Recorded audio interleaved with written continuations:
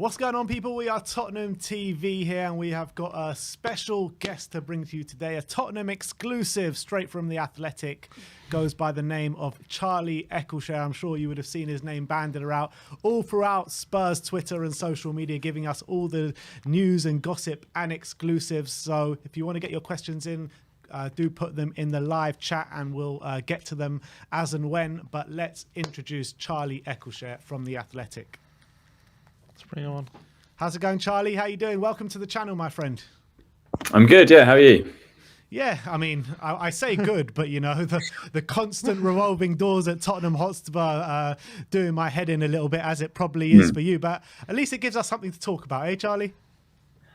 Yeah, it's never dull, which when you're covering a club is generally a positive thing. There are some times when I'm like, oh, you know, one quiet day would be nice, but yeah, never going to happen. So let's make peace with that and just embrace it. Yeah, absolutely. And no, let's just get straight into it, because Antonio Conte is obviously the name on everyone's lips at the moment. When we got him through the door, everyone was so excited. Another elite manager through the door. It's turned sour once again, as it usually does with Antonio Conte. But if you cast your mind back to maybe the back end of last season, it seemed like all the players were on board. We were playing good football. We were scoring a lot of goals, catapulted ourselves into that Champions League football.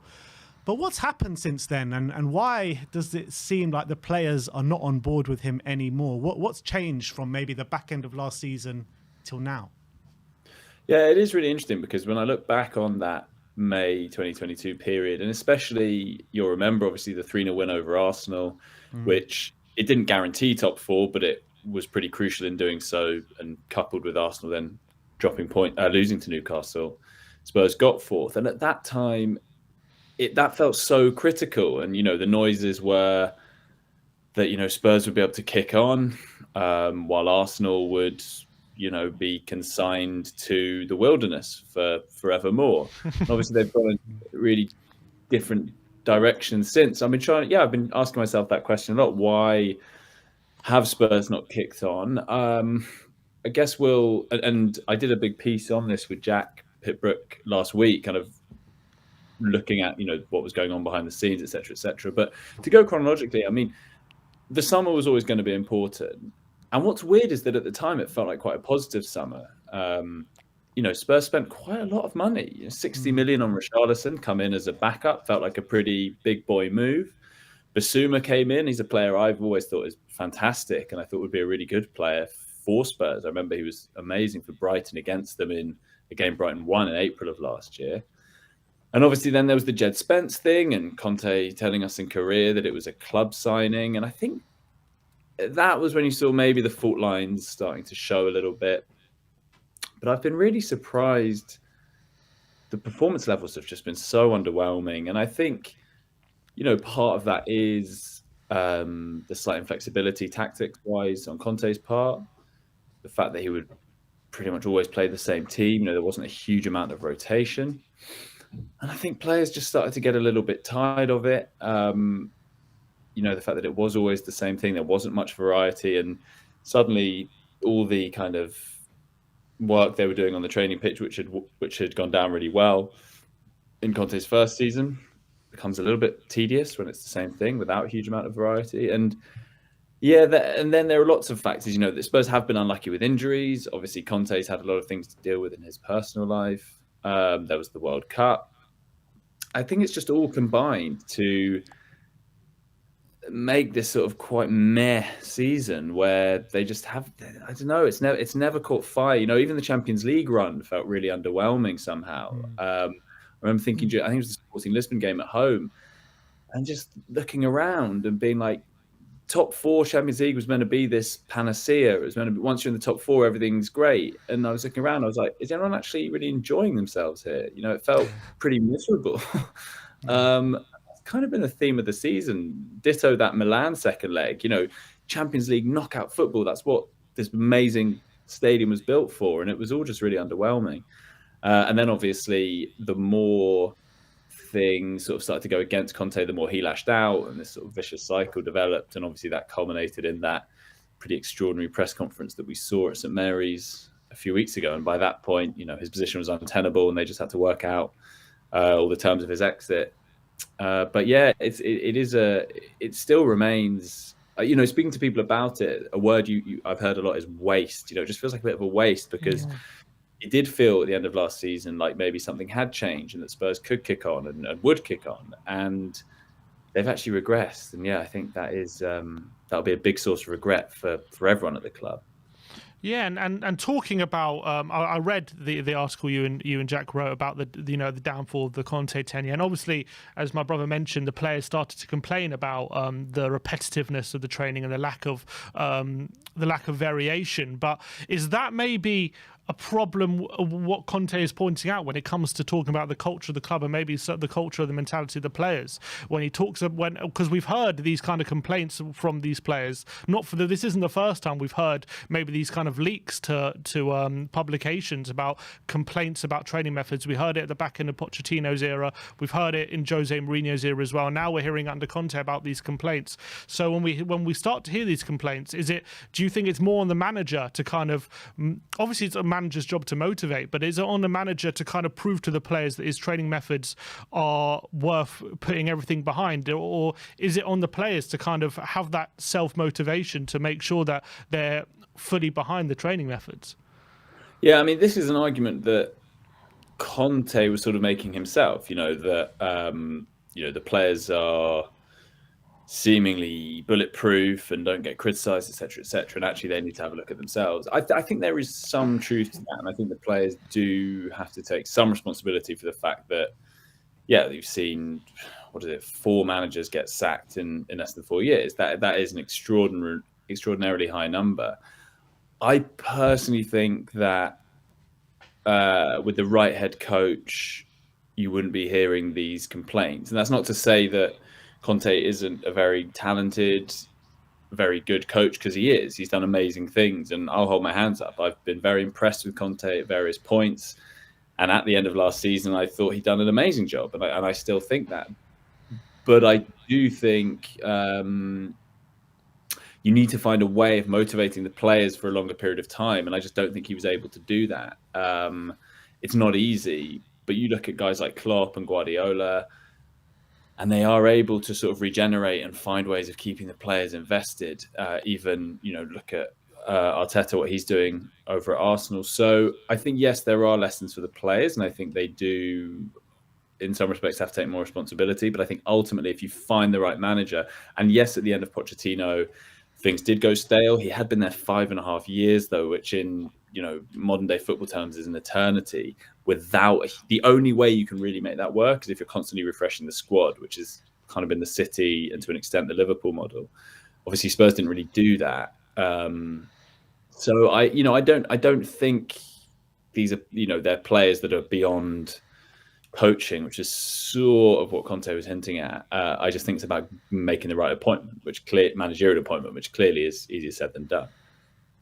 Do you think it was a case of literally the whole squad turning on Conte? Because we've seen before when these kind of rumours come out, Harry Kane is usually the first one to say goodbye and thank you to the manager, as he did for Nuno, as he did for Jose Mourinho. But the silence for me is deafening at the moment, with no Spurs player whatsoever coming out on social media thanking Conte, not even one like on his post, saying goodbye to the Tottenham fans. I mean, for you, is that telling? And do you think the whole squad did turn their back on Conte? Well, what's interesting with that is, if you remember when Conte came back for the Milan second leg, which wasn't that long ago, feels like a lifetime ago. Yeah. But at that point, I was told that, quite a lot of the players were still supportive of Conte. They were pleased to have him back. The vibes were actually quite good when he came back.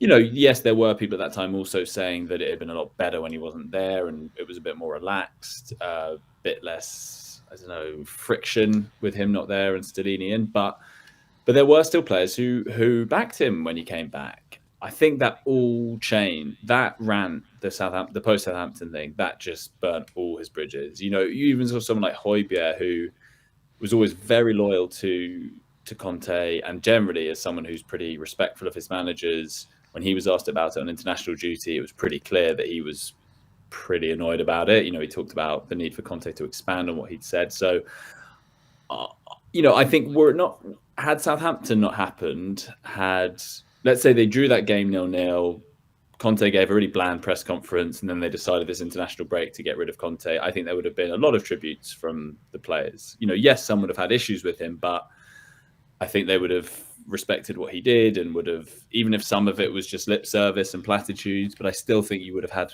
a bunch of the players doing that. I think when he did what he did and basically torched his relationship with the players, I think for a lot of them, it was like, I'm not going to pay tribute to what you did if you're going to hang us out to dry like that in the media and in what felt, and I think, the players aren't stupid. If they felt what he was doing was to motivate them or whatever, like he sort of did against Burnley last season, but this felt far more self-serving than that. It felt, Conte basically saying to future employers, don't blame me for what's gone wrong here. This is down to the players.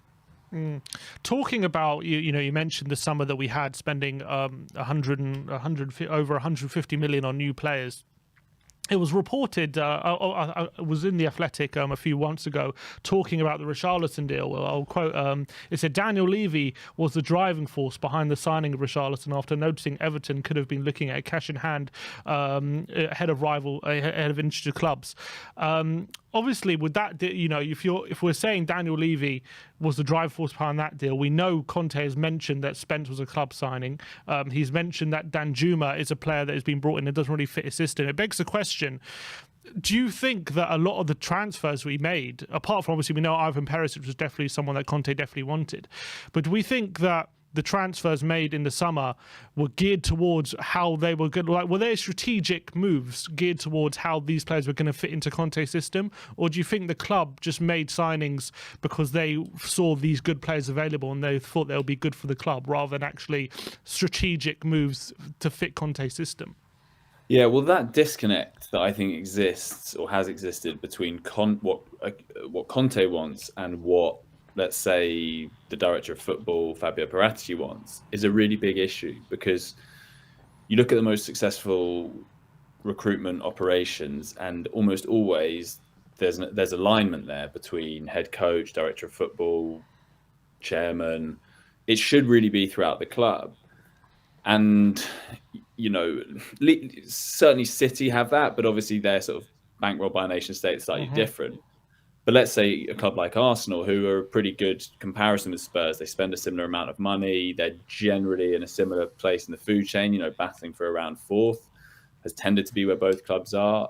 And that club, after years of terrible recruitment, where there wasn't this connection between head coach and director of football, now seems to really have that and has a very clear strategy. I just didn't see that at Spurs. Last season, take the left wing backs. There was a 14-year age gap between Destiny Udogie, who was more of a Paratici signing, and Ivan Perisic.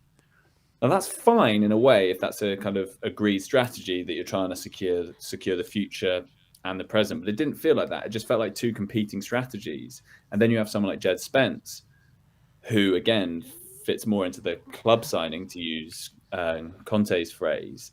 And it's just a bit of a mess, because then you're bringing in players who the head coach doesn't really want. We saw that under Jose Mourinho as well. There were players brought in that weren't really ones he particularly wanted, and then he doesn't play them much. And it's no good for anyone. So I definitely think when the club is dissecting where it went wrong with Conte, I hope that they take some of the lessons that I've just said there, or, that seem, I think, to a lot of people from outside, fairly obvious. Another big one would be, if you're going to employ a win-now manager, you kind of need to sign win-now players. That's how Conte, that's how Mourinho have generally been successful. So why, if you've got that kind of manager, you know what they want. They want guys like Ivan Perisic. They want people, ideally at peak age, but if not, people who are experienced winners, in inverted commas. So, yeah, I think there was that disconnect. I think that is a big reason for why that transfer window ends up looking quite weird and a bit of a mess, when at the time it felt like quite positive, because they had spent quite a lot of money and brought quite a lot of good players in. I don't understand that, though. Like, how can there be a disconnect between Paratici and Conte when, their visions are so much aligned? They've worked together at previous clubs. They're good friends. I mean, how does that even come about? How does their visions not align at this football club? It doesn't make sense to me. Yeah, well, I guess if you think about it, they have slightly. There's always a bit of a tension between director of football and head coach, because head coach, his job is dependent on the immediate term. So, yes, ideally they should also have a view of what's going to happen in the future, but there's a good chance they're not going to be there. So if you imagine using that left wing back example, if you're Antonio Conte, you are thinking in May, June, what's my team going to be for the first game of the season? I need it to be a team that can go. Let's say we've got a hard away game. I need someone who can go, go and slot in straight away, and we can win that game. If you're Paratici, it's probably more, well, I want to be building a team. I want to be signing players with resale value, et cetera, et cetera. So your priorities are always going to be slightly different, but you'd hope that the manager would feel that he is there also for the long term. And so he has an eye on, okay, but what about next season? What about the season after? The problem that was so obvious in this aspect is that Conte never really gave the impression he was going to be there for the long term. Yeah. That was very short. And so, of course, he was kind of only really thinking about tomorrow rather than next year or 2 years away. And so I think that's where the disconnect came from. And also, just generally, he is someone who, he's never been one particularly to play young players, to trust them. He'd rather go for the tried and tested. And that's why you need to think carefully about that alignment between director of football and head coach. And also, what's your overall strategy? Is it win now, or is it Tottenham DNA? Or is it somewhere in between? You need to work that out. And then I don't even think Daniel Levy knows that. Yeah, I mean, that's the thing. You need to be clear on that, and then you need to make appointments that reflect it. 100%. And obviously moving on from Conte, for the last 10 games of the season, we are going to have Stellini in charge with Ryan Mason as his assistant. Do you think it's kind of a bit odd, maybe not odd, but the fact that Stellini, you would assume, obviously had a big part to play in the tactics and how we approach games throughout the season. And if the players are said to have not be happy with that approach anymore, can we expect that to change for the last 10 games of the season under Stellini? Can we expect a change of a tactics or approach? And if not, then how do we expect things to improve if the players aren't happy with how we're playing? Yeah, I think it's a really pertinent question. I mean, Stellini is the kind of continuity candidate, but it's continuity of a regime that has just imploded pretty spectacularly. I mean, I guess really broadly speaking, the logic is that results have sort of been okay, and which I know feels weird because the mood is so downbeat, but Spurs are fourth, and the period where they had their best results was with Stellini in charge. So I think the hope is that take away the toxicity in the division of sort of Conte by the end, put in someone who's a safe pair of hands, and you kind of hope that'll be enough. But I agree with you on the tactical point. I don't expect a huge amount to change, not least because Spurs basically don't really have any fit fullbacks. Like the only people they have fit are wingbacks, really. They've got Porro and Perisic. Tanganga can play as a fullback, but so you'd expect that, given that they don't have any fullbacks, they can't really play four at the back. So that means a continuation of probably a 3-4-3, which a lot of fans aren't so happy with. Obviously there are different ways of playing that system, and they made this clever tactical tweak, Mason and Stellini, against Man City, where Eric Dyer stepped out of defence and basically almost man-marked Bernardo Silva. So you can make tweaks and variations even with the same system. But I do think that is going to be a fundamental question: is Conte out, and in comes a really close friend and a guy who has spent the vast majority of his coaching career working for and under Antonio Conte. And so if things start badly, both results-wise and performance-wise, I don't think it will take too long for it to turn, which maybe isn't fair on Stellini, but that is just the reality. Yeah, I can definitely see that. But moving on to who we might be looking at as our next manager, a lot of names have been bandied about: Julian Nagelsmann, Maurizio Pochettino. But we're hearing that there could be reservations about bringing Pochettino back to the club from the hierarchy at Spurs. What do you think those reservations are? Yeah, I mean, I think it depends on who who that is at the club, but Paratici, there's always a sense that Paratici and Pochettino might not be the most compatible partnership. Would Pochettino want to come and sort of be subservient to someone in that way? Paratici has other targets that he likes, someone like Luis Enrique. So it's whether the two of them would kind of want to compromise sufficiently for that to happen. I mean, anecdotally as well with Pochettino, I'd love to see it. I'd be very curious to see it as well. I think some people feel that, that's in the past and they need to move in a different direction and maybe appoint someone who is a kind of equivalent of Pochettino in 2014. I mean, bear in mind, it's 9 years on from then. And Pochettino was at that point this up and coming, young, hungry coach. He's far more established and experienced now. And so it might be slightly different for him as well, whether he wants to come and, take a club that, have had a difficult few years and lift them again, or whether he wants to go somewhere a bit more established. And this is an issue that Spurs face, is that a lot of the targets that they want are aware that come the summer there might be some other jobs available as well. So they don't necessarily want to rush into anything now. They'd rather wait, see what the lay of the land is in a few months' time. So there's kind of there's a kind of bit of give and take going on, both from the club and also from their managerial targets. Which makes sense, but obviously the main man on everyone's lips at the moment is Julian Nagelsmann. He does seem to be a lot of people reporting he's Tottenham's number one target. There are people who are saying they do have a few reservations about him, just about how things ended at Bayern and how things went overall with him. But for you, what's your opinion about how he would fit into this the Tottenham structure and whether he would be a good fit for Tottenham? Yeah, I mean, he's clearly a very talented,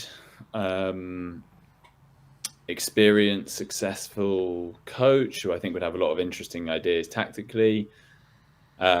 He's obviously still very young.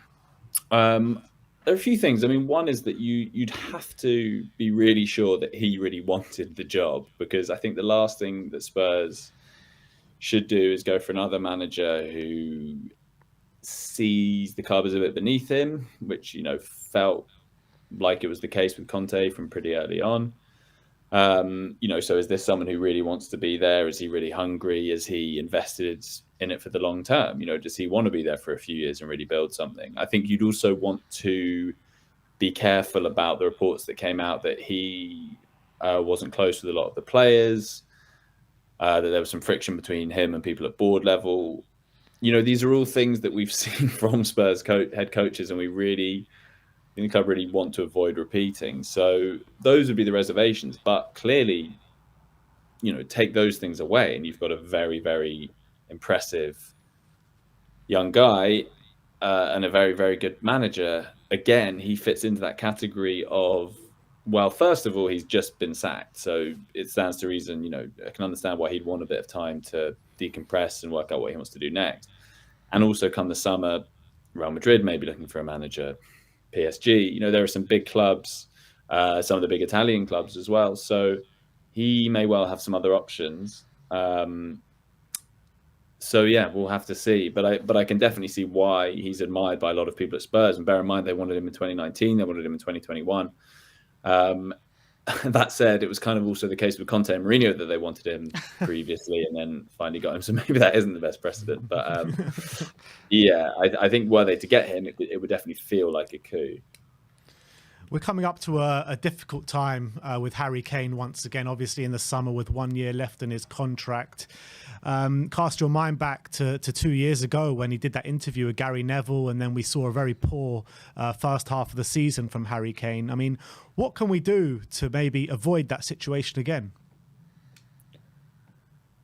Yeah, that's a really difficult one. I mean, the thing that Spurs really could have done is win something and look like they were making serious progress. I mean, bear in mind, Kane's position has always been pretty clear that he wants to end his career winning the kind of trophies that he feels are commensurate with his talent and all of that. And I think that's completely fair enough. And that his dream, first and foremost, would be to do that with Spurs.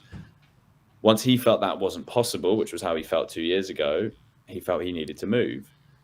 And what Spurs need to do to keep him is not let him get to that point again. The worry is that Spurs don't really feel much closer to winning trophies. It could be they don't even get top 4. And so Harry Kane could be thinking, I'm about to turn 30. I'm going to be playing in the Europa League or Europa Conference League next season. I want out.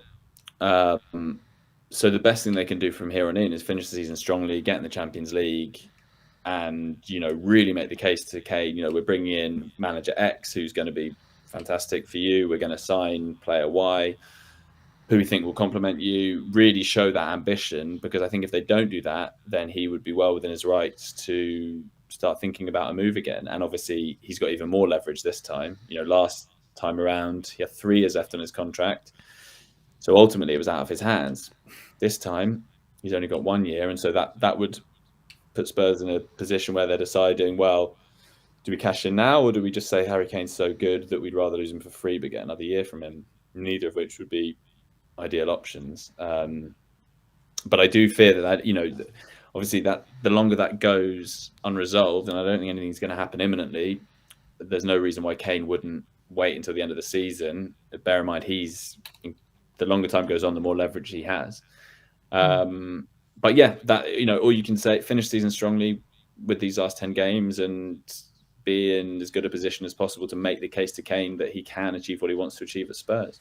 Do you reckon there could be a slight conflict in terms of getting a manager with the gravitas to try and keep Kane compared to getting a manager who's actually the right fit for the club in terms of to bring the club forward? And there could be a slight conflict there because maybe the right manager to convince Kane that he can win trophies in the short term might not be the best manager for Tottenham in the long term.